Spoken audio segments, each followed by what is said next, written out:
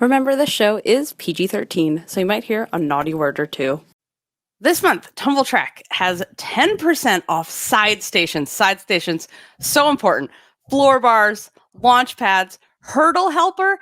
Get the amount of round-offs I could have taught efficiently if I had had a hurdle helper. These things are genius. Visit Tumble Track at TUMBLTRAK, tumbletrack.com. Train smart.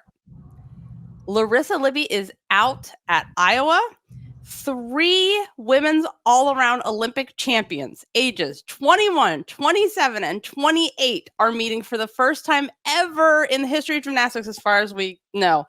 This week at US Classic, we're going to talk about it. It's May 13th, 2024, 74 days till the Paris Olympics, and welcome to the #1 gymnastics podcast in the galaxy. I'm here with, back by popular demand, Michigan great TV analyst Olivia Karas. Welcome back. Thank you. I'm so happy to be here. We're so glad to have you. Spencer has his surgery tomorrow, so on Tuesday, everyone cross your fingers, say your things, send him all the positive vibes, and hopefully he does really, really well. So I'll have an update as soon as he lets me give an update on him. Let's talk about the headlines. First of all, this week is US Classic. We'll be there. I will be there in person. We'll have a live podcast after after the competition and after podium training for Club Gymner members. And I want to talk about how crazy this is, what's happening. So this is 3 all-around Olympic champions. As far as we can tell, and all of the historians of gymnastics that I have asked, looked up, try to find, no one's been able to find a women's meet where this happened before, even during the Latinina and Kozlovska and Trishcheva days, when they were all still competing in the 60s, early 70s, that this happened. It happened during the men's suspender days, like in 39 or something, but never in women's gymnastics. So there's only 3 American women's gymnasts who've gone to 3 Olympics. It's only happened 3 times in women's U.S. history. Muriel Grossfeld, Linda Mulvihill, and Dominique Dawes are the only ones that have done it 3 times. So if this happens, it will be historic on so many levels to have 3 all-around champs go to another Olympics altogether. First, I want to talk about Gabby Douglas. First, Olivia, what was your reaction when you heard that she was coming back? Ooh, that's a good question. It was a mix between intrigue and not surprised, which is, I don't know if that's like a common answer, but initially I was intrigued because I was like, oh, what changed? You know, you retire, there's a feeling of relief, you're done. You went out with an Olympic gold medal, then you come back, you compete in 2016 with an incredible team, you get a team gold medal. Why do it again? What's the point? So my brain went to intrigue for that. But then I started thinking about not surprised, and I was like, okay, let's think about this. She's probably seeing that people like Ali, like Simone are doing more gymnastics. I mean, Ali was in her same era of doing too, but like she's starting to see people do gymnastics longer. She's thinking, maybe I'm getting the itch again, and what's the harm? I'm an Olympic gold medalist. I've gone to 2 Olympics. Why can't I try again?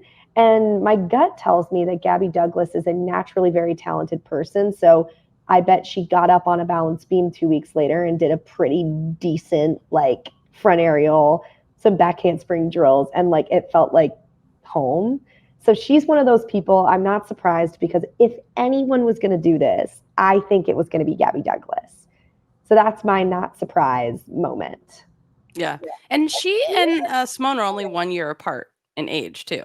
So that's another thing to think about. Like, you think like, oh, it's been like 8 years since she competed in her last Olympics, but she's only 28. I mean, Simone's only 27. So, and right. I like that I can say only now, because right. They are still young. Yes, it's a whole different world. So I feel like we need to talk about 2 things with Gabby. It's like success in terms of like her life and success in terms of gymnastics. So the success, I just feel like you're 28, you've been off for 8 years and you're coming back and competing again. And you already qualified in your first meet back on 3 events. Like, even though you had 3 falls, you qualified on 3 events to championships. That's super successful. And just like the fact that she is still enjoying this enough to continue, I think is a big deal.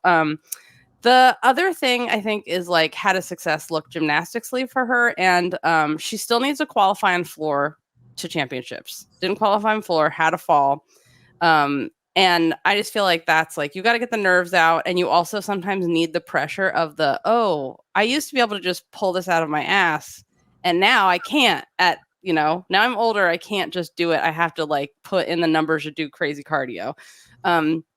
So I think success for her would be qualifying on floor, getting that 4 event score within the, like a really great score would be like the 54, 55 range. That would be amazing. But I think really if she's like mid 14s or low 14s on bars and beam, because she has to basically beat Suni, or she and Suni need to go like 1-2 on bars. Yeah. I think that is what needs to happen in a lot of ways.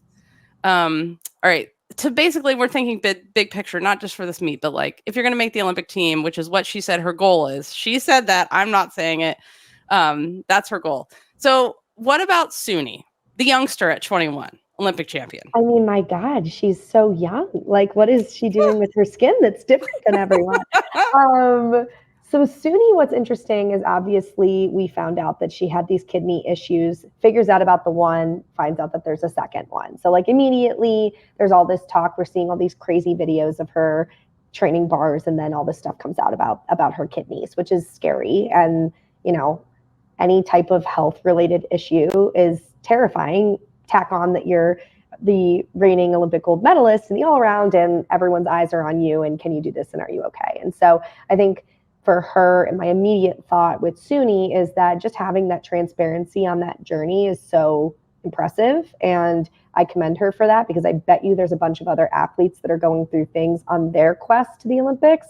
And maybe with her being open, it's helped them. So kudos to Suni for that. But I know she's qualified on 2 events, right, this weekend. So she'll be doing. Yeah, she qualified for 2 events to championships, because she could have done all 4 at Classic, but then when she got her qualifying scores, she scratched bars, even though she'd warmed up bars. So I think like basically she was leaving the option open to petition, because if you compete it, you can't petition. It's basically like for an injury. Like if you get injured in the middle of a routine, then you can, that you're actually hurt, you can petition. So they don't want people not just getting a low score and then being able to petition. Right. It makes me wonder what she's going to do, because how many bar routines does she have? Right. Like, so it makes you wonder, she has to do bars. What's she going to do? Like, yeah. I wonder. So I don't know. I hope to see her compete some of those harder routines that we've seen, but I'm also like, Suni could probably whip out a decent 14 uneven bars score and qualify and call it a day. So I hope we get to see her compete. Yeah. I also expect to see from Suni like an evolution of her beam routine construction, because even between like her practice routines and then what she competed, like I expect it to be like much more solid, and her to have gotten much more feedback at American Classic and at camps, and like to that routine to be tighter. Yeah. So basically Suni and Gabby, they need to show for an Olympic team that they can be used on at least 3 events. Like for Gabby, preferably 4. So I feel like Suni, she needs to like win 2 events or be second on 2 events, beam and bars. Because last time we heard from her coach, he was like, yeah, I don't think we're even going to try floor. Like I'm sure without anything, she could whip out some like a 10 floor routine or something, but you don't want her to have to actually do it. But I think both of them are going to need to show that they can be used on at least 3 events in an Olympic situation if someone is out for, in case. They need to be a Koshin 2016, basically is what they need to be. And then we have Simone at the young 27-year-old. I hope she makes the team. I don't know if she's going to do it. I mean, okay, so it's her first meet of 2024. She is the 2023 World All-Around Champion, despite trying to eat the floor in her last event when her chasse attacked. She's still working on her double flipping Yurchenko, so that Yurchenko double pike. And she has said that the twisting is the issue, not double flipping, but twisting and flipping are just flipping. So I wanted to talk about, we've talked about it a little bit before, but in terms of getting the full picture from Simone about what happened, we both listened to the Call Her Daddy interview with Simone, and we talked about that a little bit. I talked about it with Spencer a little bit in terms of like, it was clear like she wasn't clear about some of the rules about vault. Like if you put the wrong number up for the vault you're doing, you don't have to go, you can change it.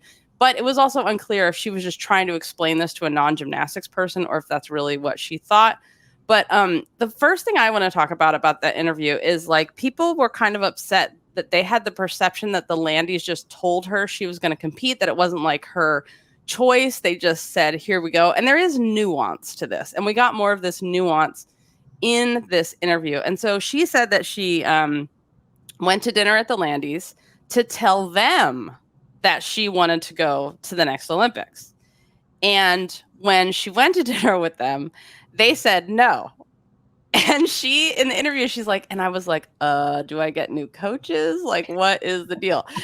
But she said, they said, you know, you set expectations for yourself for so long. So let's just get back to the gym, get in shape, like think about getting your skills back, make sure twisting is comfortable for you again. And she talked about how she would, you know, do some things in the gym and then she would have like PTSD about twisting and be like, oh no, it's going to happen again. And Laurent had to like slowly be like, just try, just very slowly do it. And then eventually Laurent said, oh, okay, here's your Leo and here's where we're going to Classic. And that then she was like, oh, so we're doing this now? And I think that all was to manage her mental health. Like I've said that from the beginning, and I feel like this confirms it. If they had said, if you start out with like, you're going to the Olympics and the last time you were at the Olympics was this enormous trauma when all the stuff you had buried, which she talked about, came out at once in the form of you can't twist. You don't want to start with at the highest level. You want to start with very small goals, one thing at a time, one day at a time, like managing your expectations and managing your mental health. And I think that what came out of this for me, which is so true of the way I think people look at mental health, it's like, it's not just, it's fixed. It's an ongoing process. Like it is. Yeah. I feel like we should talk about certain things with mental health, like you do with cancer. Like I'm 20 years, you know, clear or something like, yeah, I've made it this far, but I'm always checking and making sure my health is okay. And I'm not. Right. Yeah. What stood out to you in that interview? I agree with you that moment of the interview, and first and foremost, I think this was the most open, comfortable we've seen Simone in an interview. And I think that's amazing that she was given this forum and that Alex Cooper like gave her that opportunity, because, you know, a lot of times it's hard when you have someone looking at you and you're trying to talk about things that are really tough and you feel so stuffy. So this to me just felt natural for her. So I loved that. And it came through in what she was sharing. And she definitely shared some things that we hadn't heard before. But in terms of the return to gymnastics, I think, you know, there was all that discourse after the twisties in Tokyo and everyone was like, is she going to come back? Is she not? I mean, personally, I was like, of course she's going to come back. She's not ending on that. That's just not how someone with the mindset of a Simone Biles decides they're going to end their career, you know? And coming back, I don't think she's a dumb person. I think she knew this is not going to be easy. And I remember her even talking about in the gym at Tokyo with the twisties going back to just doing a front tuck, just doing a back tuck. So when you talk about like those steps of not having the expectation of I'm going to come back and go to the Olympics, she needed those steps physically. And the way Laurent and Cecile went about her return, I think is the same way of giving her those steps mentally. They were saying, start with the back tuck, start with coming into the gym, start with the double tuck. Let's put a leotard on and do some conditioning and blah, blah, blah. And they worked her way up. And so that comparison that she gives of coming back into the gym after being away to just start gymnastics again reminds me of how you would take the steps physically to come back from a twisties or a mental block or something. So it makes sense to me why they did it. It's funny to me that she was like, oh, we're doing this, because she totally knows that she was good. I mean, if she's Simone Biles, she could tell them we're doing this. And even though they're going to say no, they're going to listen to her and let her do what she wants. But I like the way they went about it, because I think it was the right way for her. And even if it tricked her, air quotes, to think that she wasn't going to do it, then maybe that's what needed to happen for her to feel comfortable. Right. Mm-hmm. I think so. It is like going back to your basics and going back to drills and starting. That's the same thing she needed mentally. That's a really good way to put it. And I also love what you said about this interview. It's like, this is the great thing about long form interviews, is that you can explain things thoroughly, where so many of the times we see like, oh, the gymnasts are going to be on This Morning America or whatever morning show. And it's like, it's so like short and tiny, and we don't get enough of them being able to explain things at length. Like, speaking of which, the last interview, like somebody was like, oh, Suni, you're the veteran here. And poor Yule is sitting there. And I was like, but does he not count? Like, Right. Yule that's been here forever. Yeah. Is there anything else about that interview that that struck you, or you were like thought, I don't know, just stood out to you? I had two things. I think the first one for me was so obviously, I follow Alex Cooper. Yes, I follow all the Barstool stuff. And she was posting videos and stuff of her going to World Champions. And, like being in the gym and being like, wow, this is crazy, being in a gymnastics gym. And during the interview at one point, Simone said something about, she was talking about Cecile and Laurent. She goes, and Alex goes, yeah, like now that I know Laurent, that makes sense to me. And I loved that, because I was thinking to myself that obviously there's so much happening in the world of gymnastics. Coaches, there's always a lot happening in the world of coaches too. And I loved that someone not connected to the sport had the opportunity to meet them. Because then when she's hearing the story with Simone, she was understanding more about it because she met the people too. So I thought from the perspective of someone trying to learn more about gymnasts and athletes and the sport in general, I loved that she had that opportunity to do that. And the second thing is that just blew my mind, like this blew my mind, is she goes for the Aminar, we all know what happens. And she says in the interview, the first thing that she thinks of is, I can't go back to America. They hate me. And I thought to myself, shocked. She hasn't even turned to salute the judge. She hasn't even registered in her mind that she just balked. I mean, she probably did, but like, I'm thinking in like this span of 2 seconds that now I'm trying to like stretch out to be like every millisecond of those 2 seconds, what this poor woman is thinking. And her first thought is, I can't go back home. They're all going to hate me. I was mind blown. I had to listen to it 3 times. I was like, oh my God. Yes. And she said something else about that, where she said like, oh, you know what they say, like, go bring medals, something about like, don't come home if you don't have medals. Don't come back. Yes. Right. Something. And I was like, who the fuck says that? Who? And I was like, is this has anyone actually said that to her in real life? Is this a thing that athletes say to each other when they're not around? Is this just trolls online? And this is why I also feel like no one should ever go on social media if they are a public figure in any way, like especially athletes of her caliber. Like, post things, never look at anything, because like that is so toxic to have in your brain in any way. And but it's also, this is the other thing. Even if no one has said that out loud, you know how people, you pick up culture. No one has to say it out loud. You pick up the culture, and I wonder if being where she is at her level, that is just the culture of winners. And that's just the sponsors and the interviews and all of this is just how she feels as Simone Biles, even though no one's actually said it out loud.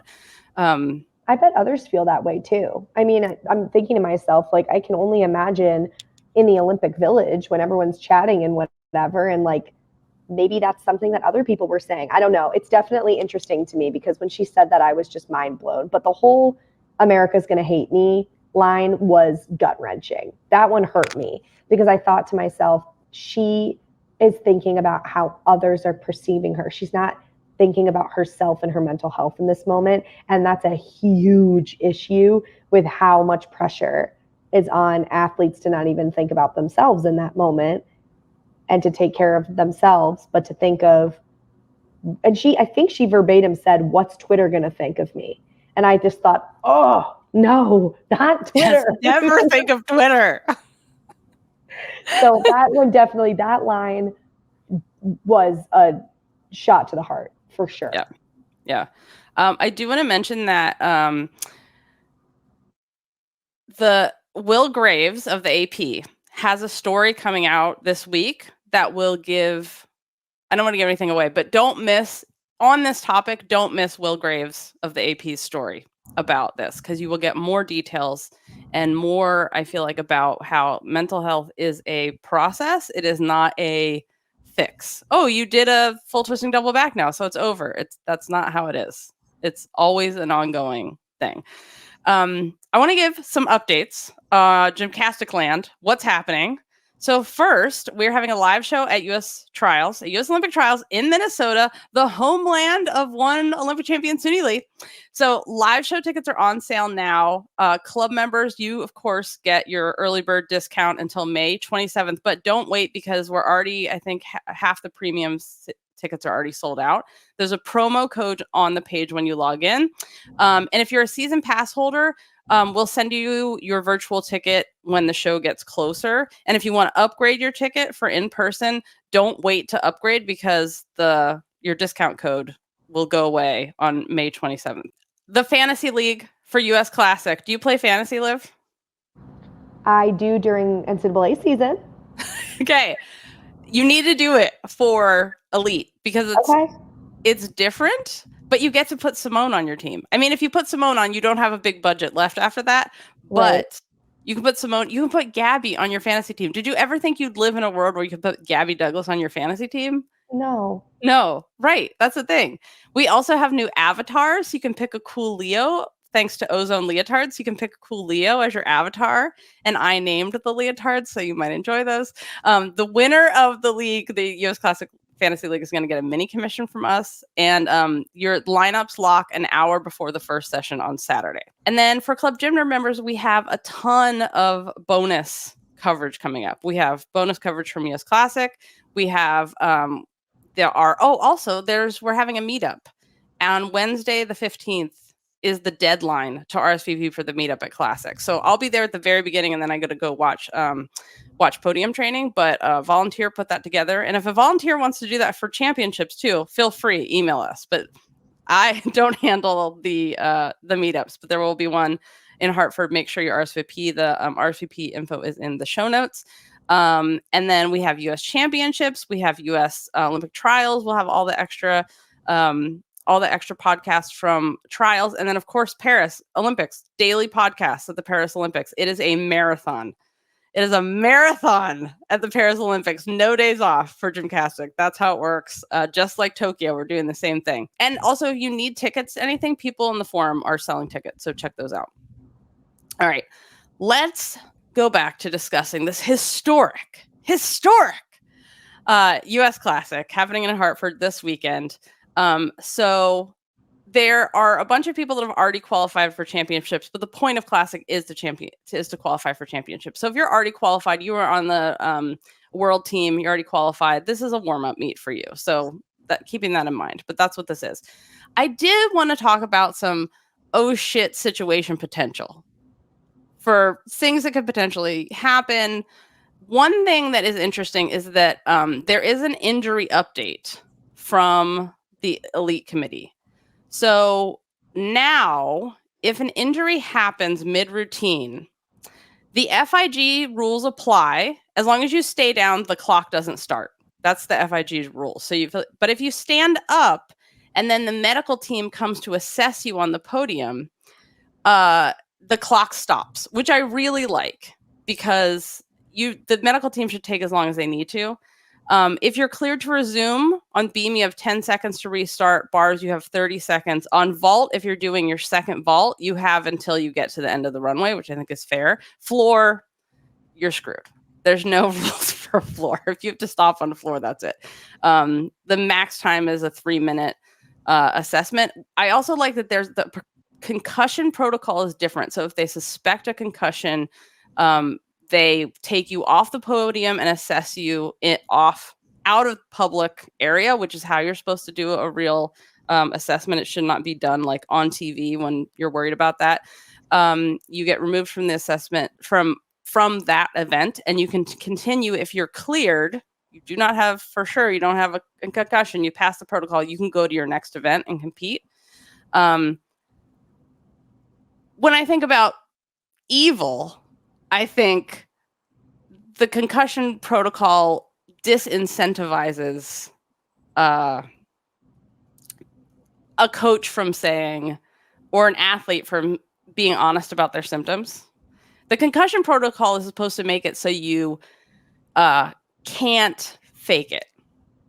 A good concussion protocol you can't fake. You can't lie about it because you're like, I have to qualify, or I'm at the Olympic trials, whatever.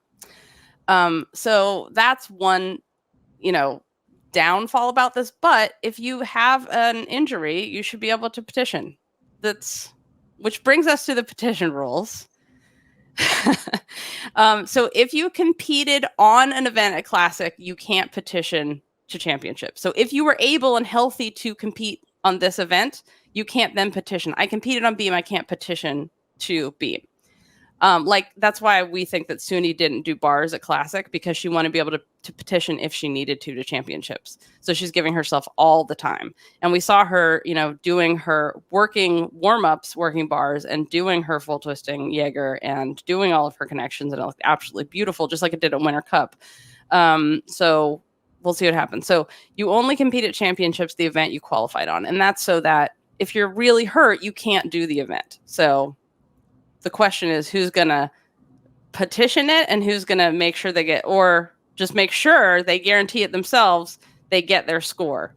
And this is it. This is the last chance to qualify to championships. This is it. There's no other meets. Done. Let's talk about some storylines that we're looking at. Specifically, if Spencer was here, he would want me to, first of all, mention Myli Lew. Sneaking onto your Olympic team with her exquisite form and her 53.9 all around, 13.9 on bars, 13.9 on bars, you guys. For bars, like if you want to be in the final at an Olympics or Worlds, a 14 is what you need. She got a 13.9. So I'm just saying her gymnastics is beautiful. Myli Lew, make sure you watch Myli Lew. We talked about Jayla Hang in the last on the last episode because of her Pacific Rim performance, first year senior, 54.8 at Pacific Rims, which is if you're going to Olympic trials, if you're going to be in the top, that is the kind of score that you want to have. Specifically thinking about what the scores were at European championships, we had, and I'm saying European championships because I'm counting the big FIG meets, not the domestic scoring all over the place. But Esposito had a 55.4 at Euros. So a 54.8 at an international meet is a really good score for Jayla. And I'm obsessed with her beam. It's so good. And please just connect that side aerial lay. Just connect it. Yes. Add more. She has it all. She has it all. Yeah. And she did it at Pacific Rim. So I'm like, okay, here we go. I know. I'm here for it. Yeah. Her teammate, Simone Rose, I'm obsessed with her floor routine. Okay, let's talk about the 2023 world team who are all already qualified. We talked about Simone. Anything else that you want to see from Simone? I mean, it's so basic and, I hate myself for even using these words, but I just hope she has fun. Like, she has done everything she possibly can do. And so I hope she actually just enjoys competing and feels less pressure, knowing that she's already going to championships. It's fine. She can just enjoy competing, kind of just get her, loosen up a little bit. It's kind of what I hope to see from her.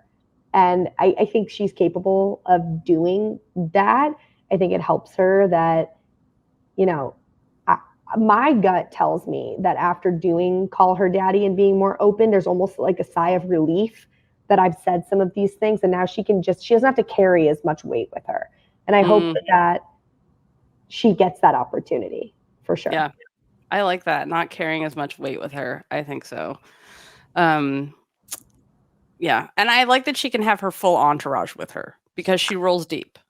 There is there is a giant party that follows her around to the U.S. meets, and so I'm glad she can have everybody there. And hopefully, it's not football time, right? So her husband can be there too. They just started like preseason stuff, so I hope that they say like let him go. I mean, I hope they do.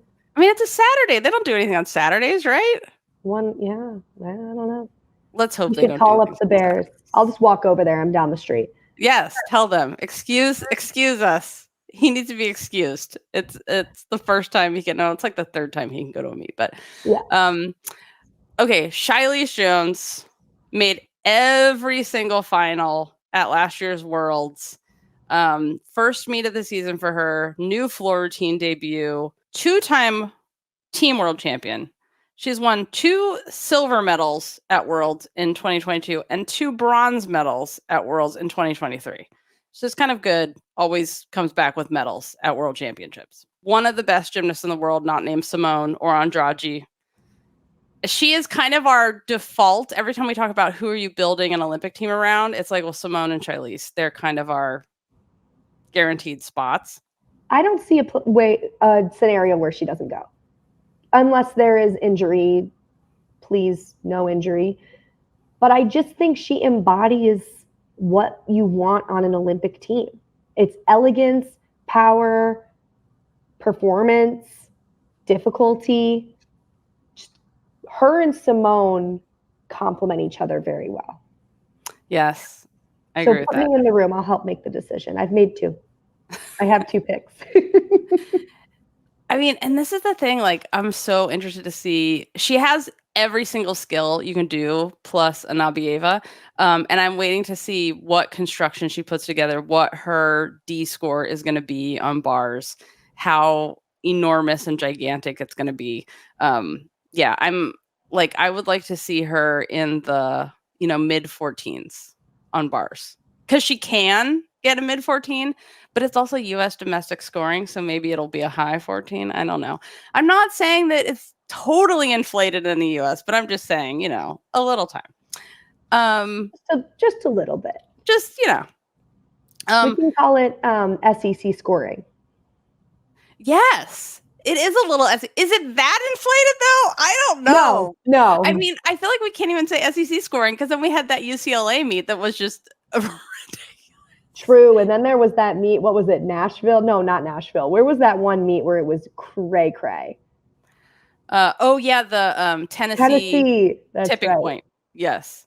Which the college coaches did just to have their big conference where they went over a new kind of scoring or a judging evaluation system. I don't think they're calling a judging evaluation system. I think they're calling it like a pilot. Let's investigate this without hurting anyone's feelings and just being open to it system. Sounds like it's going to work. Okay. Tell me about Leanne Wong, as you have covered college all year. What are your thoughts? I have thoughts, and I feel like a lot of people write off Leanne. I think Leanne is a very dangerous all-arounder who could totally sneak her way on the team. I think last year at Classic, she looked amazing. I remember watching last year and being like, hello, Leanne. But even this year, and I know, she's talked a lot about the balancing act between college and elite. And she recently, I believe, did a piece with our friend Scott Bregman and said that her second half of her elite bar routine is her NCAA bar routine. So she's constantly getting reps in. And I was like, that's brilliant. Like, you're just always working on things in a way that it's not all going to be different, too much different. You're just adding on to an existing section, which I love. So I think that that's just really smart. I think she looked really great this season. I mean, I will say it until the end of time that floor routine at NCAA finals when we knew LSU won, but she just went out and hit like literally a flawless, perfect 10. Like I would go 10 plus, honestly. It was so good. That is just grit. Like that is just her being mad and like digging down and saying, we can not win this as a team, but I'm still just going to go out there and like go nuts. And she did. And I think that mentality for her shows up in elite.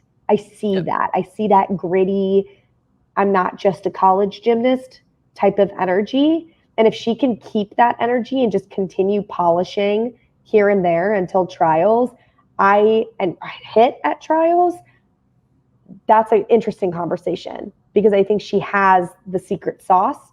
It's just making sure it works at the right time. Yep. And we know she is good at, someone gets hurt right in front of me, I can do the whole meet for them. Like, and just, I feel like college prepares you so well. I mean, this was Marta back in the Marta days used to say, I love college girls because they have, I mean, she loved them if they just did elite and not both at the same time, but they had so much experience. And she talked about that. Like they're such good competitors. And she has said at the end of every college season, she can't wait to go back to elite. And I think we can see that because if she ever has the littlest mistake on her, like basic ass college routines that she's probably been doing those skills since she was literally in grade school. And she's like, I can't believe this. So, and also she has always done better when she is doing school and elite at the same time. And some people are like that. Some people need to totally remove themselves and people need to. I remember Kayla Ross was saying that it kind of wasn't good for her when she took a whole year off just to do elite because she had nothing else and school had always been a really big thing for her. So I think it's good that she's doing summer school again. And we can't forget, like she was the silver medalist to Melnikova in 2021 at Worlds all around. Like she's a total badass. And I feel like she has lost no gymnastics in college. Couldn't agree more. So I just feel like for her doing her like minimum normal in elite, which she showed that she could do last year on the world team, she will be fine getting to trials. And then it's it's another conversation, but I feel like she's dependable. You can put her anyway, and that's who you want. Skye Blakely, whose sister just competed and killed it in her final beam routine, which we talked about at NCAA, is so good. The look on her face. Incredible. I'm amazing. Thank you very much. You're welcome for me existing. Her sister. But Skye's coming off a 54.65 at Winter Cup, which is a really good score. And she did that with a fall on bars. And, bars is one of her best events. I don't expect to see, I think that was a like beginning of season weird thing because she's great on bars. And she had wins on vault and beam. So I think she just needs to show, yes, I'm consistent. I can get into those 55s range, which should be fine for her. But I'm also seeing her as definitely someone's who's in the mix, especially with that hit bar routine. And especially if she can show I'm dependable on beam like she did at Winter Cup. Club Gym Nerd. Get discounts and first dibs on live show tickets, an extra podcast every week, athlete dossiers, code guides, commission your own segments of the show. It also makes a great gift. Check it out at gymcastic.com at the Join the Club tab. Josc Roberson, robbing your D scores, is back from her injury at, that's how I remember how to say it. It's not Robert, it's Rob. No, Robe. It's not Robe, it's Robert. Like Robert. I used to say Roberson. You had to have a little saying to keep you focused. Because I said it wrong for so long. It's robbing your D scores. So returning from her ankle injury, and she said that she's worked so much on bars. So, and we haven't seen a ton from her yet. We saw a little bit of classic, but I'm just interested to see where she is, especially with vault and floor, I think. Anything else from her that you are looking forward to? She's one of those athletes to me who just loves gymnastics. You look at some people and you go, you just love this sport. And I think Leanne's one of them too. You just look at these people and, I'm not saying that a Suni and a Simone and Shilese don't love gymnastics. Of course they do. But she is one of those athletes to me that I watch her and she's just so happy to be there. A lot of grateful energy. But I think we're past her doing, achieving things and everyone's like, wow, your first time. Now she Now it's okay, let's like get back into the groove of things here. You've done this before. You've proved difficulty. You've proved that you can compete with some of the best. Now let's do it again, and let's do it in a really important time. So for her, it's being excited and bringing that joy in gymnastics with her, but putting that edge of pressure on herself so that you can get a little more competitive and get that grit of competition under you. It's not just go out there and no matter what happens, happens, because that already happened. Now we're in the it matters, and let's get a little gritty with the competitive spirit. But I do think for her, being with Simone is very helpful. And so I'm glad that they are kind of going to feed off of each other's energy of positive, be here, but also dig down and get it done. And so for them, I just think it's perfect scenario for them to be competing together, of course, and to have that bounce off in energy. It's going to be about energy for them, in my opinion. I did wonder, speaking of Simone's interview, if when she was talking about her husband and how great he is and that he is a catch, they talked about the interview he did that people were all upset. And I felt very good because she said the same stuff I did. That's like, well, maybe he is a catch. Maybe he is great. And she was sitting right in the room, which is also what I said. I was like, she was sitting right there. It's not like he said this in, out of context. Anyway, I just didn't think it was as big a deal as other people did. But except his thing, like, well, I think men are the catch. I was like, okay, calm down with yourself. Like, relax. Yes. Like, okay, you need to be like surrounded by a little more women, and then you'll get that under control. That was the only part that I was like, dude. But now I've totally forgot because she said that he is like, she mentioned all the kind and wonderful things he's done and how she's never met anyone. He's just incredible. And she mentioned that how he went and got one of the girls in the gym. Millers, right? Or I don't know if he said who.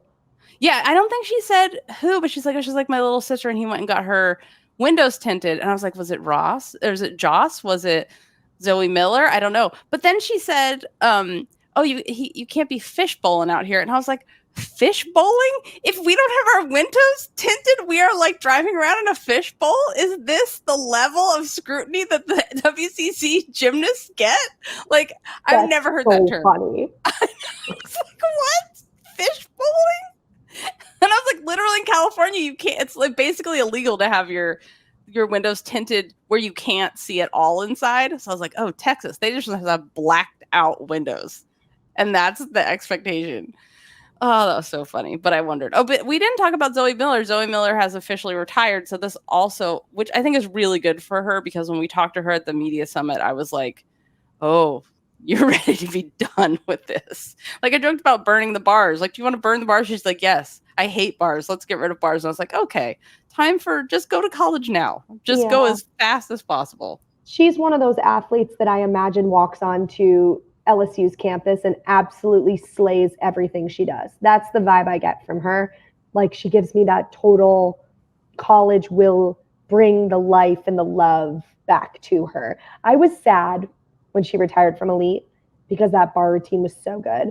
But I think seeing her do that for LSU, it'll be great. I need that for her. I felt like the moment she posted that, I was like, this is right.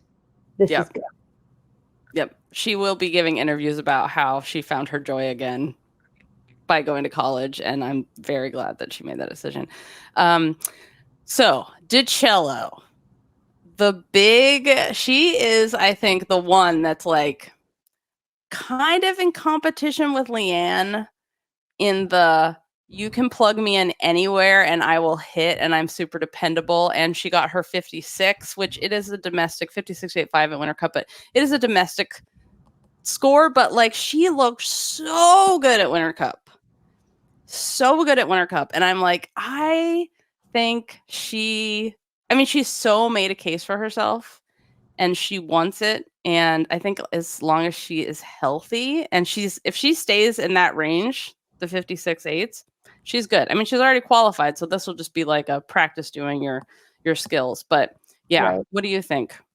What's interesting to me is obviously Leanne and Kayla. Not to say that they're the only two competing against each other, but I do agree with you. It's interesting that they're both Gators. One of them decided to take the route of competing and the other not. That's so fascinating to me that two teammates who obviously, I mean, I don't know how close of friends they are, if they even are friends, or if it's the, teammate friendship type of thing. But it is interesting that two people in the same program have different routes to their elite and Olympic goals. But I think even in college, you know, some people like her gymnastics, some don't. I always thought there was nothing offensive. It was just well done and it looked good and clean. I think she looks great. And I wonder if for her, what's interesting then is maybe not doing any college related anything was the key for her to take a step back and think more intentionally elite wise instead of cramming her brain with too much. Whereas for Leanne, that was the only way for her to be successful. So that's going to be interesting to watch her compete and with that mentality. Yeah, and DiCello said like she needs someone to be there task mastering, which is interesting because her coach has now said, Kelly Hill has said she has does tons of stuff on her own as well as what Kelly has her doing. And then, you know, what I've heard from Leanne's coaches is that she's so driven on her own and needs no one to tell her what to do or what, you know, construction of any routines. We're going to have 3 Gators. Yeah. At this meet. With Trinity, Leanne, and DiCello. That's cool. That says a lot. Have we ever had an elite meet with 3 gymnasts? I think this might also be a first. 3. We've had meets before with gymnasts who were concurrently in college, but Trinity's graduated now. But because I think, 3 from the same school. That's cool. I can't think of a time. Yeah. There might have been a time when they were competing for different countries, but yeah, it's kind of awesome. That's awesome. I'm very much enjoying this. Okay, so then we have Jade Carey, who with her big 55 at American Classic, where she was just like, oh, but she's still done that freaking jump full turn with the leg out, which all I'm looking at with Jade, I'm just like, stay on the things, you're fine, and take that freaking jump out of your floor routine or hold your leg up by your face when you do your jump, leg at 90 degree. It has to be above. Didn't Konnor do that too? Yes, and they're not getting any credit. Why are they? Yeah, that jump never did it for me. It was one of those things where I was just like, could do without. Like, you know, she can do a pike straddle jump. Just add some kind of twisty pike straddle jump in there. You can do a popa. All right. I will give Jade immense credit, though, that she is totally, like, you know, she is not a natural performer, but I think college has completely helped her. Like, I mean, so much better. But even her, I mean, she doesn't stray away from difficulty in college. And I think on the Leanne front, maybe that's her secret sauce of how to get reps in and feel more comfortable competing those reps. And then, you know, she was doing double doubles at NCAAs. I mean, that's amazing. And so I think Jade is a very interesting one. I mean, given her position at Tokyo and where she was competing, obviously as an individual and not a part of the official team, I think she wants that team spot. I mean, she is 100% all in for that experience. So it's a different type of Olympian. She's obviously still an Olympian, but it's a different scenario for her. And I think she got the little taste of the Olympics, and now she's thinking, I want the full experience. There's a lot of drive behind that. Yeah, she said when she tripped in her, you know, hurdle at the Olympics on vault, she said immediately to her dad, oh, we're coming back here. So, like, she is also in the redemption mode, like Simone. Even if Simone hasn't said I'm in redemption mode, like, I think the subtext we can read is I'm in redemption mode. Which good for Simone, not telling anyone out loud her, you know, her goals, all of that stuff, and keeping it to herself. That's great. But, you know, it's Simone. Obviously, she wants to win. So, Liv, you covered college all season. And we have the 2022 U.S. national champion, Konnor McClain, who's now a college national champion, competing this weekend. Yeah, wow. Now that's interesting, too. And she has been putting out some incredible training footage, just shocking the world with what she might sprinkle into some routines this weekend. For forgot all year that Konnor was wanting to go elite again. Same. And I don't know if that's a good thing or a bad thing. I'm going to say it's both. I think it's a good thing in that she embraced the LSU culture and the college gymnastics culture so well and clearly was successful, but thrilled that we have another athlete from college joining the elite roster. I don't know. I think college was very beneficial for her this year, and it will be very cool to see her compete in elite routine, having had the college experience under her belt and to win a national championship. She's felt it all in college that you need to so far from like an experience standpoint with accolades. What do you think? So she has only given herself one chance to qualify to championships. That's right. This is it. It's this meet. And if anything happens, unless she has an injury there, she could petition, but she has not qualified. This is it. This one meet, no other chances. Ballsy. Yeah. Yeah, because she could have gone to other meets and qualified or gone to a camp and qualified through verification or something, but she chose not to. It's interesting also that like there are so many amazing gymnasts at this competition and so decorated. Like the heaviness of all their medals that they carry on their shoulders at all times. No, not on their shoulders, in a halo around their heads of pride at this meet. And that it's like the eighth most interesting, storyline is like, oh yeah, the national champion from 2 years ago is coming back too, who just won college. Like that's how amazing this field is. It's nuts. Have we ever had a field this bonkers? I feel like each year it's more bonkers like this. And now with Gabby, right, the list of medal hauls that the gymnasts have at this is going to be another unprecedented year. The one thing that I think is a weakness for Konnor is potentially the code knowledge of the staff at LSU, because we've seen that happen before where they did not know some easy basic things, and you constantly have to keep up on it because it's not like you can just read the code. You have to go to use the STS and go to all the updates with how everything's being judged, and they'll, every year something is downgraded or upgraded. So I think as long as hopefully they have either really studied everything since college ended, or were working on this all season, or they have reached out to national team staff and said, here are our routines. Can you help with this? And make sure, did I forget anything? Am I missing anything really obvious? Because that should be the role of the national team staff and the national judges to be like, yeah, let me help you with this. Right. They seem to have figured it out with getting Aaliyah to qualify to the Olympics, but every year it changes, and that was a year ago. And then we have the great Trinity Thomas, NCAA champion, tied for the most perfect tens in NCAA history. She did get an assignment which would put her on national team, but then she didn't compete at Pac Rims to preserve herself for this meet because she wasn't looking as good as American Classic when qualified to that. What are your thoughts? Ballsy.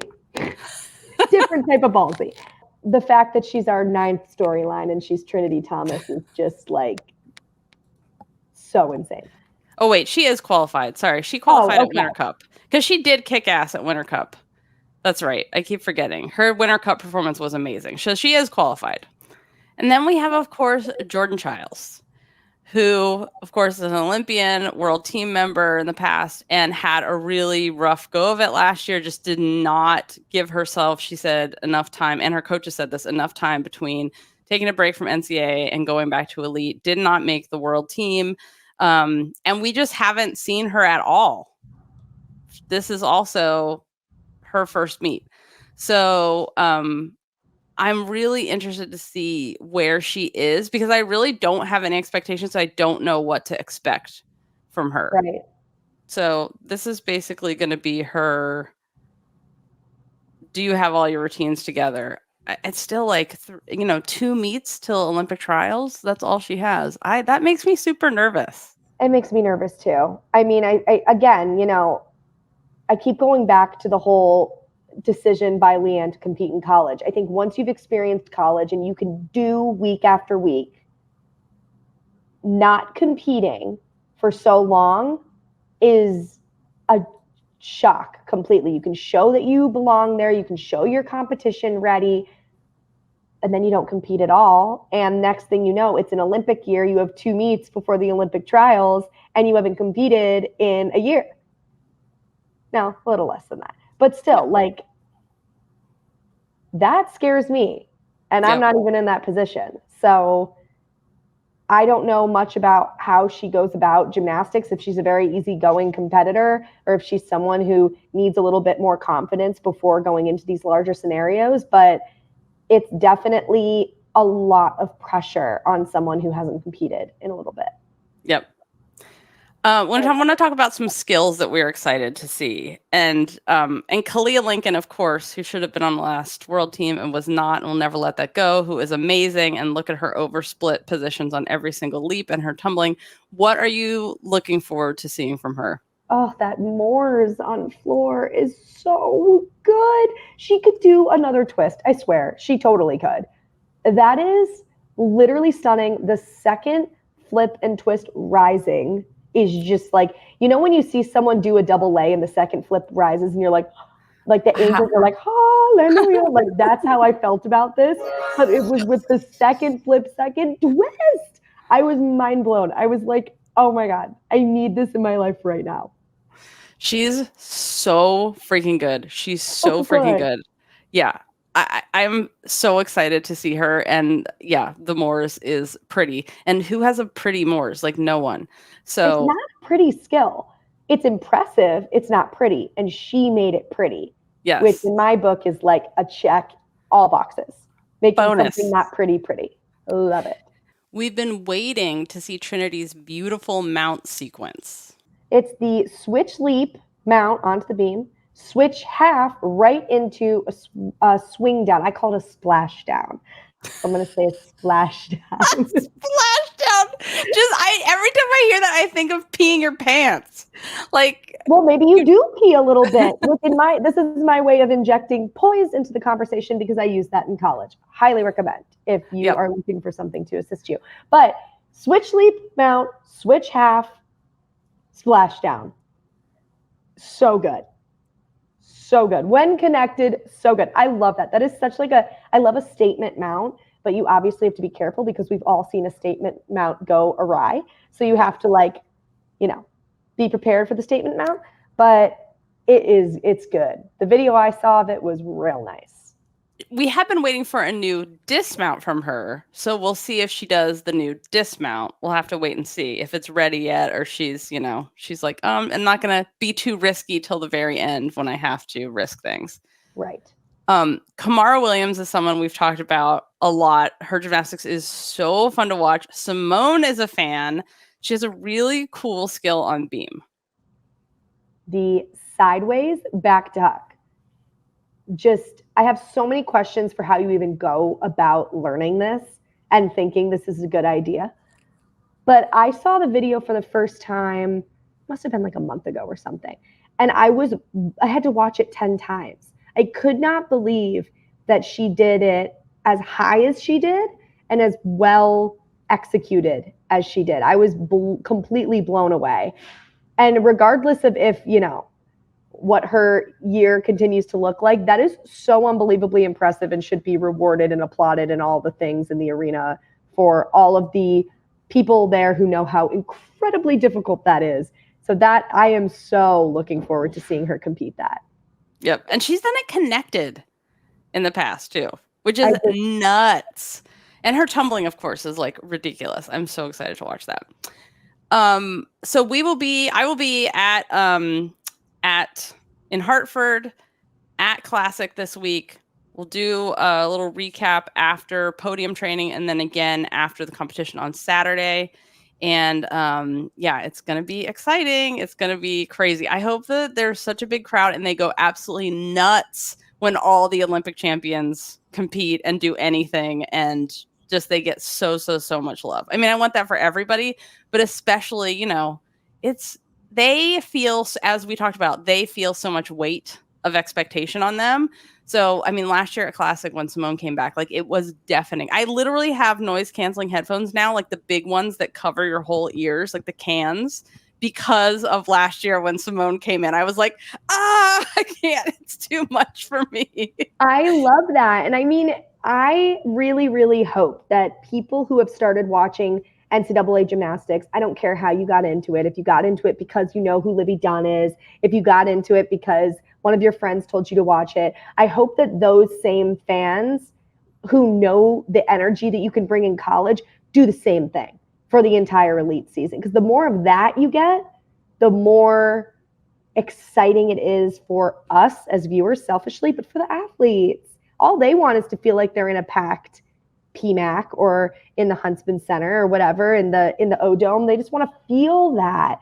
And so the more that we can give them that as fans, it differentiates us from other countries, in my opinion. Yes, be so loud. Be like an Italian crowd that goes insane for a triple Y turn, which you should obviously go insane for a triple Y turn. But yes, be like them.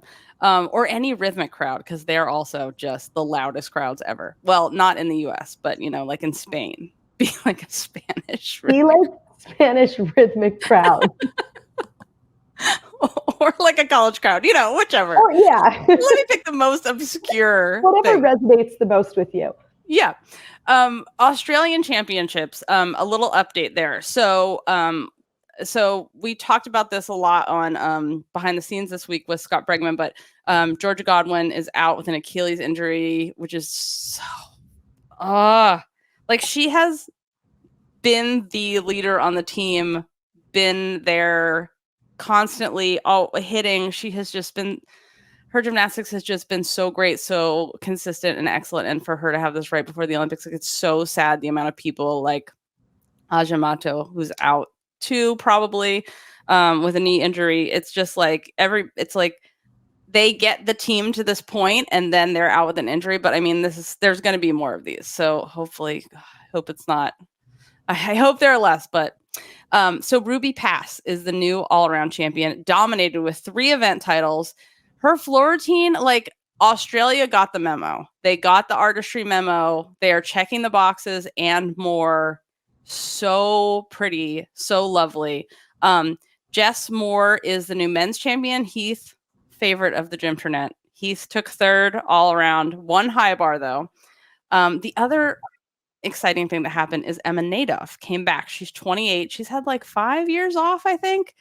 Absolutely glorious beam, 2-foot layout, which we'll have to see if Konnor brings back her 2-foot layout when she competes. So they took it out in college, but we'll see if she brings it back for elite. So that was exciting.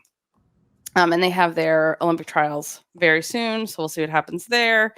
Also, there was a story that came out about Heath and how he spent, because Heath basically was the all-around champion of Australia, had the highest score for the team going into out of their trials for Worlds, and they didn't put him on the trials team. He petitioned. The petition committee said, yes, Australian Gymnastics, you have to re-pick the team. You have not followed the criteria. The all-around champion's not on the team.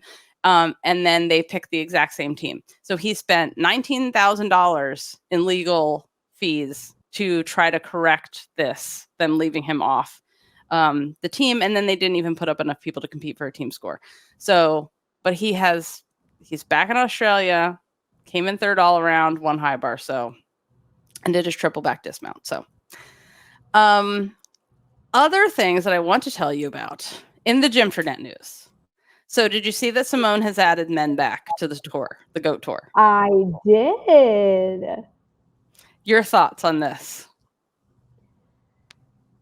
I think if we are trying to raise awareness for the sport as a whole, I'm here for it. Because I think ultimately at the end of the day, men's gymnastics is completely being dragged through the mud. With how athletic departments are handling men's gymnastics on a college level, they don't want it around. And so for me, I'm thinking, okay, I think it's so unique that it's changing a little bit now with some of these athletes we highlighted today who are student athletes competing in college and now elite and maybe graduated and competing, a lot of the men's gymnasts in college are competing for Olympic spots. And I think that's so unique and interesting because you can follow, it's almost like following one sport instead of following two separate paths, which we get a lot with women's gymnastics, which is now changing. So I love it because I think now we're welcoming them back. We're giving them more of a platform, make it more cohesive, and just give men's gymnastics more of an up because women's gymnastics is having our moment now to bring more attention to the sport. I firmly believe that women's college gymnastics is the next women's basketball. I firmly believe it. And I think that elite gymnastics is always then at the top because everyone you ever ask when you say, what's your favorite part of the Olympics? They say gymnastics. Like, let's be honest, it's everyone's favorite part. And so I think giving the guys, the male gymnasts, that opportunity, I'm here for it. I say more power to it. That's excellent. I'm so glad you're so positive about it because I'm like, oh, well, these men like have earned their right back to participate. Since the first year of the GOAT Tour, in my opinion, there were no men because the men had been so problematic on the past tours, some, not all, and other men on the team who tried to call them out and do something about the behavior were not successful, or USA Gymnastics was not open to listening to the men that were trying to correct the behavior of other men on the team, trying to do the right thing. They lost their chance. And I think because they lost their chance, this generation of men get it, that this is a huge deal, that they got this opportunity back. They better not waste it. They better regulate on each other. And I'm really glad Casimir is on. So Casimir from the Netherlands is going to be there. And I talked a lot about this on Behind the Scenes on Friday, but he's great. He's professional. He's a grown up. And then I love that Fred is on tour too, because I feel like he is the one we've been waiting for to put men's gymnastics back to the way it was like in the 70s when it was a huge sport in the US. And he understands how you have to connect with people and you have to do the work to promote yourself. I feel like past generations were like, well, I won, everyone should love me now. But it's like, no, because people don't connect with men's gymnastics. There's too much, it's not, it's just not as accessible for whatever reason. Understand. It's just people struggle to understand it. But I do agree. I think he's done a really great job of, his social content is great. He tries to partner with a bunch of different teams and sports and just people. And so I'm here for it. I love it. I think this generation has earned their way back. I think, let's hope that they keep it the way that it needs to be as a partnership and positive and everything. But I'm happy about it. I think it's a really positive thing for the sport. Yeah. And I love that Simone was straight up like, yeah, sex appeal. That's another thing they bring to the tour. And I was like, good for you. Well, just call it like it is, Simone. She's a straight shooter. I love it. She is. Beat around the bush. That's right. Shang Chunsong of China, who has not competed in gymnastics in a while. She does like her like regional meets kind of things for her area, but she just competed in parkour and won the parkour event by basically getting on the metal bar and doing giants into a full in, Liv. A full in onto the ground. Just ground. Not mat. Oh, my legs just shattered. Oh. A full in. And then she did it again and did a double back. To the ground from a metal bar. Can you even imagine? Like, that pain when you hit the ground and it just goes straight up your legs? Oh. That one like through your feet? That's what the thing is, you don't have to stick it. You can just roll out, which diminishes slightly the amount of pain. But I was like, oh, what? That is such a flex. Yeah.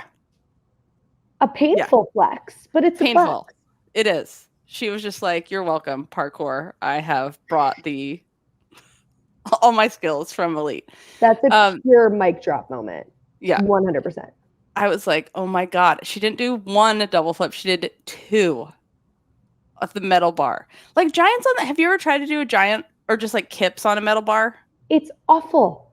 There's no flex. It gives you nothing. It's just like, it's so much harder. Another reason men's gymnastics, like, it's impressive. Like, that, what, I can't even do a kip on. Oh, I probably couldn't do a kip right now, but back in the day, like I couldn't do a kip on a metal bar. No way. But at least the men's one has, at least it gives you flex. Like you can we're tap talking, and it'll this bend. is like on a freaking jungle gym or something with a metal bar.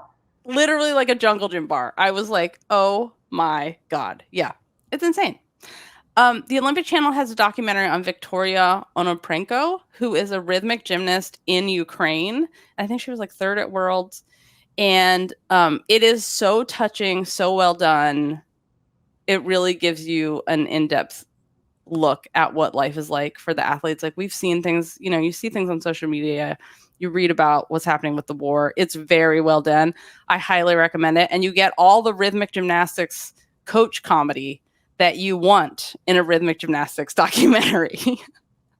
Outfits, outlandish things being said, tiny dogs. It's all there. Everything you want in rhythmic gymnastics. Yeah.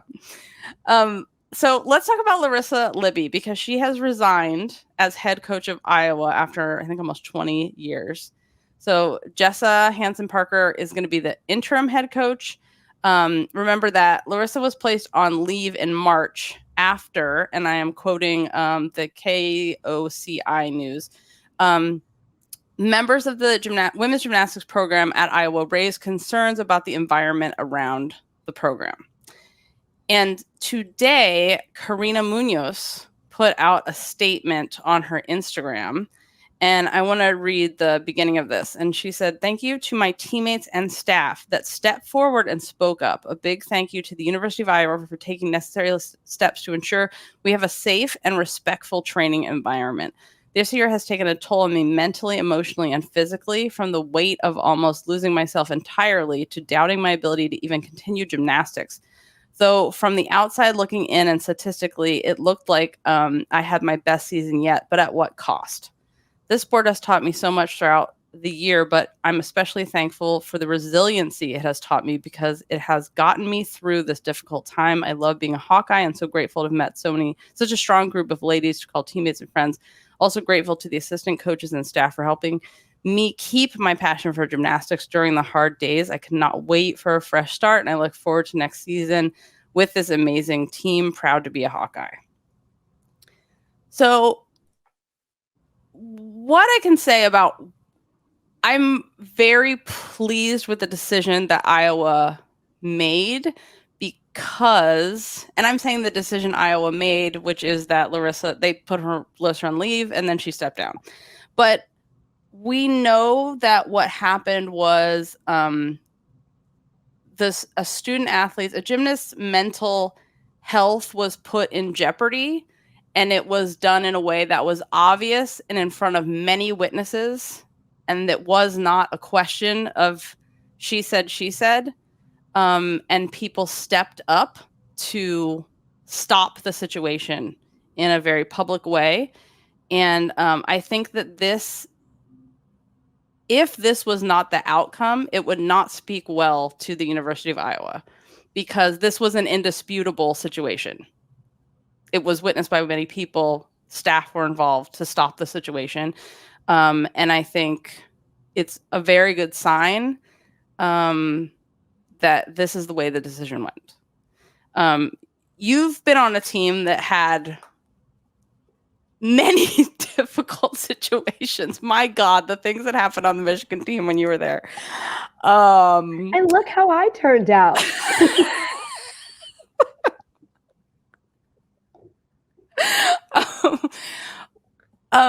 But you have also had success in stepping up and standing up. Can you, I know you might not want to go into details on this very specifically, or can't, but can you speak to being in that situation? Yeah, I think, what's really important about being a student athlete at a university or a college is that you are protected by the athletic department, because you are technically, and now with NIL and with everything else in the world, you are performing a job. You are an employee of the athletic department, competing, playing, etc. for them. They're a business, you're an employee. And for me, it's when you kind of talk about your workplace not being what you don't feel comfortable in your workplace, or if there's a situation that happens and, you know, there may be more he said, she said. And ultimately what I felt, and I felt really empowered at the University of Michigan with this, was to speak up and just say, this is not a situation that I feel comfortable in if X, Y, and Z is still involved, or if this is still happening. And as someone competing for you with an M on my leotard and representing an athletic department, I want to be protected. And I was pleased with how Michigan handled situations when numerous athletes that I was teammates with felt that same fear and discomfort, and brought that to the attention of them, and was ultimately handled for our sake, so that we felt comfortable and were happy. Because ultimately, you know, sports is supposed to be something that you enjoy and that's fun, and you make it to the collegiate level. And for some of us who were not Olympic proteges and were not able to do more than a Maloney pack on bars, so you could not want to go to the Olympics, that was it for us. That was our moment. That was our Olympics. And so I'm very proud to hear that the University of Iowa handled this in a situation that made sure the student athletes were taken care of. And that, I will say that their happiness and their safety is of the utmost importance. And I'm really happy that that's how it shaped out. And do you feel like that was more your ability to speak up in a situation and kind of have an ultimatum about safety? Was that more you because you are who you are? Or did you feel like the culture of the program made you feel safe to do that? Both. I'm definitely, I don't know if any of you listening would think this, but I'm definitely a more outspoken person. And so I do not feel discomfort speaking my mind. Now, was that always a positive? No. And there were moments where I did speak my mind where it was like, oofta, put a fist in your mouth. But for the most part, I felt I'm familiar with that feeling. Yes. Yeah. Mm-hmm. I felt really empowered and confident, and it was okay for me to be outspoken about that. I also think that, and something which is a reason I connected with Bev more later, with Bev Plotke later in my career, was that she empowered us to speak up. If there was a question asked of you, are you in pain? Is something hurting you? You should feel empowered to say, yes, it is, and not be scared for repercussions of saying, I'm in pain, I can't complete this assignment. And that was the precedent from the moment I walked in the door. And at first I was very uncomfortable with that. And then as I got older and more mature and started understanding the program, started understanding my personality more and my comfort level of saying things, I think it was a total mix between my personality and the program's ability that I felt that allowed me to feel comfortable saying that. And some athletes might not. I mean, I was on teams with athletes who were much quieter and more shy and nervous than I was. And I also saw athletes who started that way and then felt more comfortable. So it's really a balance, but I am happy to see that action was taken. And regardless of if whomever came forward is a very open person, or if they're a little more reserved but felt the comfort level to be open, or if they asked someone else to do it for them because they didn't feel as comfortable, regardless, it seems that the action taken based on what Karina put out there and what some other Iowa student athletes on the women's team have commented and said on that post and in their own social areas, it was correct for all. And that's important. We have, speaking of college gymnastics, we have a little more college news. Haley Bryant casually won the 2024 Honda Award for gymnastics. I mean, was that a shocker? No one could have seen it coming. No. Yes, I think we can say it's the right winner for that. Amazing. Yeah. And she's coming back for a fifth year, obviously. Like, I feel like everyone that has the COVID year should just use it at this point, because it's never, hopefully we don't ever have another pandemic. And hopefully if we ever do have another pandemic, the right thing will happen, and the people who are seniors the year that gymnastics gets canceled will get an extra year, not the way that it happened now, where it's everyone who wasn't the end of their career got an extra year. There's an interesting situation that has happened with the Moroccan Gymnastics Federation and FIG. And basically, Morocco has demanded Algeria compensate the Moroccan Federation 22,000 euros because Algeria said that they were sending a team to what was it? It was African Championships and then didn't. So now Morocco is out that money and is like, hey, you need to pay us back for this, which is interesting because this is a big issue around how championships are awarded and where.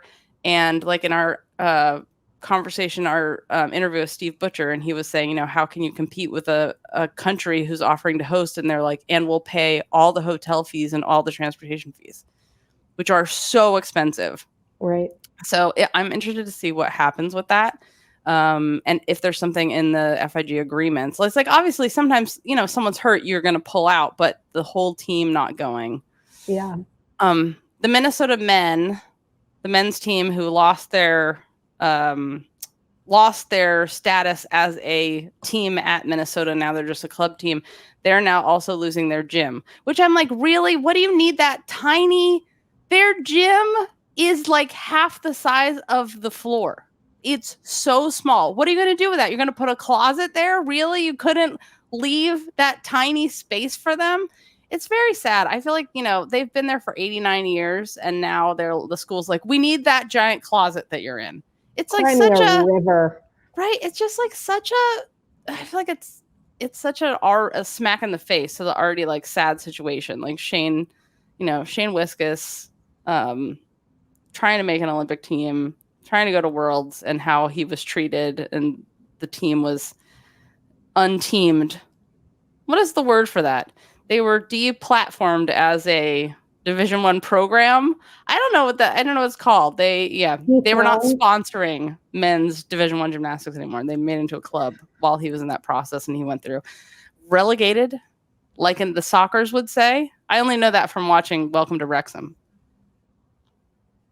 That's my new, where I'm going to use the soccer terms. More than I got. Yeah. So in some good news, the IOC has launched a mindfulness program, and they're going to give 2,000 licenses to athletes for the app Calm. You know that app you can like fall asleep to it? Yeah. It has little nighttime stories, like mental health but you can meditate with it. I like this stuff. I've used it before. So they're also going to have a mental fitness helpline. I just feel like this has come a long way. For 4 years after the Paris Olympics, they can access mental health, well-being, and support from their home country in 70 different languages. Now you're actually going to have support afterwards. The IOC is also going to have a mentally fit zone, so a space designed for mental decompression to beat the Olympic Village noise. The IOC also said that the games will weed out, with using AI, abusive posts on social media. And so I have a lot of questions. But it's going to accredited media, so I'm going to be able to test it, and I'll let you guys know all about it. I really like that they're doing this. I think it's great. I think it's also kind of like how the NCAA has, like, if you get hurt in when you're competing, they have to cover that injury for like the next 10 years or something. I don't know how it is now. Did you know about that? Yeah. Like if you have an ACL tear and don't get it repaired your senior year, like choose to compete with it and you just do bars or whatever you're doing or wear a brace, it's like 5 or 10 years after they have to cover that injury. Yeah. Huh. You should look into that because I feel like even if you had your Achilles repaired, if you need it cleaned up or whatever, I say cleaned up and I'm making like needle and thread. No more needle and thread. I have a really nice scar, so it would be sad to break her open, but okay. It's so good that you have a nice scar. Most people are not happy.